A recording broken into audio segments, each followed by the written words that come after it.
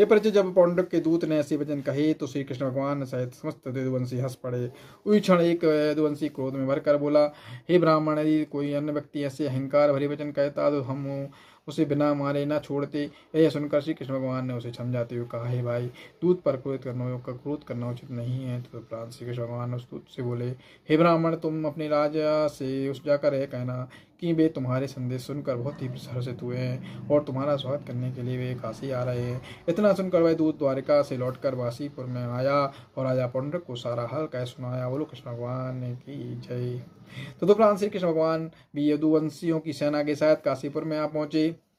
जब उन्होंने काशी में जाकर अपना पांचजन्य शंख बजाया तो राजा पौंड्रक भी युद्ध करने के लिए निमित्त दो अक्षुणी सेना लेकर उनके सम्मुख जा पहुंचा। उस समय उसका मित्र प्रयाग नरेश पार संग्रह भी उसकी सहायता के लिए 3 अक्षुणी सेना लेकर रणभूमि में आ पहुंचा। अस्तु, जब युद्ध शुरू हुआ तब श्री कृष्ण भगवान ने राजा पौंड्रिक के आगे जाकर उसका मुकुट उतार लिया और मुस्कुराते हुए बोले, हे राजन, हम तुम्हारे संदेश को पाकर यहाँ आए हैं। ये तुम यह भी सच्ची बात स्वीकार कर लो तो हम तुम्हें छोड़ देंगे, नहीं तो तुम्हें भी मौत के मारे जाओगे। बोलो कृष्ण भगवान की जय। जब उसने द्वारिकानाथ की बात ना मानी तब उसने उनकी आज्ञा से सुदर्शन चक्र ने उसका प्रवेशधारी पौंड्रक का सिर धड़ से अलग कर दिया। तदुपरांत उसका मस्तक उड़कर काशीपुरी के द्वार पर जा पड़ा। बोलो कृष्ण भगवान की जय।